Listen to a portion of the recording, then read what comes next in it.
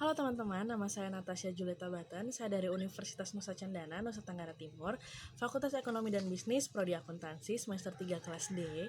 Hari ini saya mendapatkan tugas untuk menjelaskan kembali hasil kerja ujian tengah semester saya. Soal yang pertama itu diambil dari buku Akuntansi Keuangan Menengah atau Intermediate Accounting by Keso Wigan Warfield. Di L415, soalnya itu tentang laba rugi komprehensif. Armstrong Corporation laporkan informasi untuk tahun 2010 sebagai berikut. Penjualan neto $1.200.000, beban pokok penjualan $720.000, beban penjualan administrasi $320.000, dan keuntungan yang belum direalisasi akibat pemilikan efek ekuitas non-trading $15.000. Diminta, buatlah laporan laba rugi komprehensif dengan menggunakan format 2 laporan, abaikan pajak penghasilan dan laba per saham. Baik, di sini kita akan membuat laporan laba rugi 2 format ya. Yaitu format yang pertama itu terdiri dari pendapatan penjualan senilai $1.200.000, beban pokok penjualan $720.000, dikurangi dan mendapatkan laba bruto sebesar $480.000. Lalu berikutnya ada beban penjualan dan administrasi $320.000. Lalu mendapatkan laba neto sebesar $160.000. Lalu format yang kedua, Armstrong Corporation laporan laba rugi komprehensif untuk tahun yang berakhir 31 Desember 2010. Laba neto seperti yang telah kita dapatkan sebelumnya, $160.000. Lalu berikutnya penghasilan komprehensif yang tadi di atas, keuntungan yang belum direalisasikan akibat pemilikan setelah dikurangi pajak senilai $15.000. Dikurangi dan mendapatkan laba rugi komprehensif senilai $175.000. Soal yang kedua masih dari buku yang sama, tapi ini L414 tentang perubahan prinsip akuntansi. Zems Company mulai beroperasi pada tahun 2008 dan menerapkan penentuan harga rata-rata tertimbang untuk persediaan. Pada tahun 2010, sesuai dengan perusahaan industri lainnya, Zems mengubah metode penentuan harga persediaan menjadi FIFO. Datanya sebagai berikut. Nanti saya akan tampilkan. Diminta A. Berapa laba neto Zems pada tahun 2010? Asumsikan tarif pajak 35% di sepanjang tahun. Baik, saya langsung mulai dengan nomor A. Data-datanya akan saya sajikan di sini. Berapa laba neto Zems pada tahun 2010 dengan asumsi pajak 35% di sepanjang tahun? Laba sebelum pajak penghasilannya itu $410.000.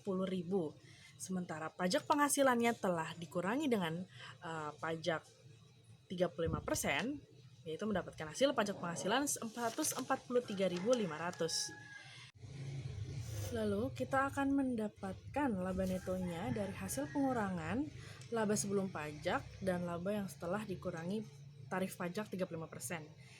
Laba neto yang kita dapat senilai $266.500. Lanjut soal yang bagian B. Hitunglah dampak kumulatif perubahan prinsip akuntansi dari penentuan harga rata-rata tertimbang menjadi FIFO. Berarti kita harus menghitung dari tahun 2008 sampai tahun 2010. Tahun 2008 nilai FIFO $395.000, rata-rata tertimbang $370.000, dan dampak kumulatifnya kita dapat dari pengurangan FIFO dan rata-rata tertimbang yaitu senilai $25.000 untuk tahun 2008. 2009 FIFO senilai $420.000, rata-rata tertimbang $390.000, dan dampak kumulatifnya $30.000. 2010 FIFO $460.000, rata-rata tertimbang $410.000, dan dampak kumulatifnya $50.000. Soal yang bagian C, buatlah laporan laba rugi komparatif untuk Zems Company dimulai dengan laba sebelum pajak penghasilan seperti yang disajikan dalam laporan laba rugi 2010. Jadi kita membuat laporan laba rugi komparatif, yaitu laba sebelum pajak penghasilan pada tahun 2010 $410.000, 2009 $390.000, 2008 $370.000. Pajak penghasilannya untuk tahun 2010 $143.500, 2009 $136.500, 2008 $129.500. Hasil tersebut didapat setelah dikurangi dengan tarif pajak 35%. Lalu tahun 2010 memperoleh neto 266.500,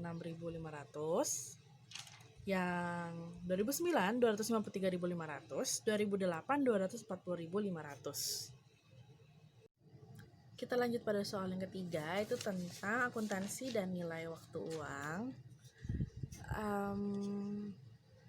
Saya lanjut langsung nomor yang bagian pertama atau A, itu berapakah nilai masa depan dari 20 kali pembayaran berkala masing-masing sebesar $2.000 yang dilakukan pada awal setiap periode dan dimajemukkan dengan suku bunga, di mana setiap awal periode itu yang termasuk dalam anuitas jatuh tempo.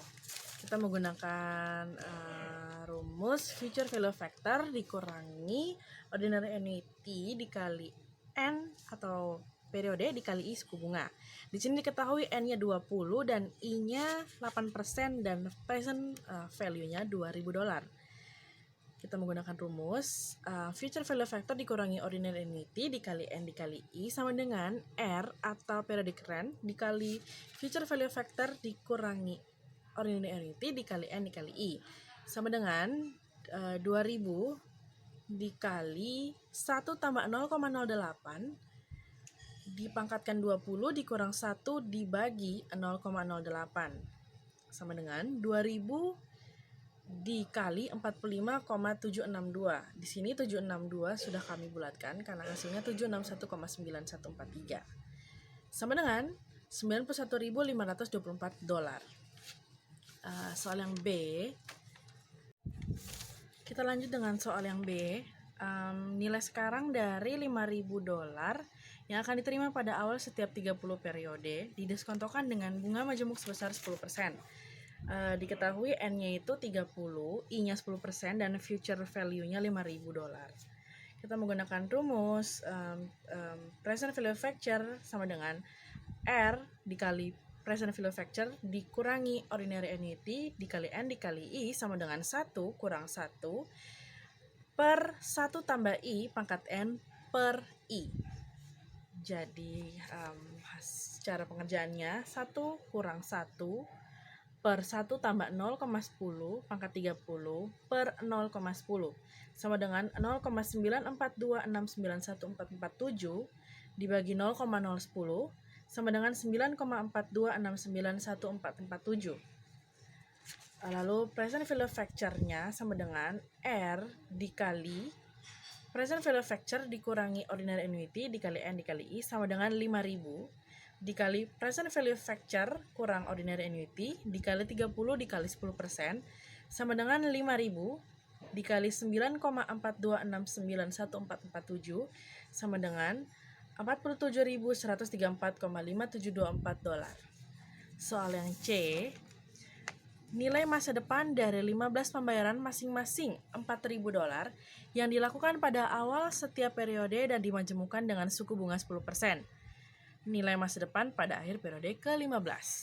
Kita menggunakan rumus future value factor dikurangi ordinary annuity dikali N dikali I sama dengan R atau periodic rent dikali future value factor dikali ordinary annuity dikali N dikali I sama dengan $4.000 dikali future value factor dikurangi ordinary annuity dikali 15 dikali 10% sama dengan $4.000 dikali 1 tambah 0,10 lalu sama dengan $4.000 dikali 1 tambah 0,10 pangkat 15 kurangi 1 per 0,10 sama dengan $4.000 dikali 15,9374 sama dengan $63,8696. Sekian dari saya. Terima kasih. Mohon maaf jika ada kesalahan kata maupun dalam pengerjaan saya.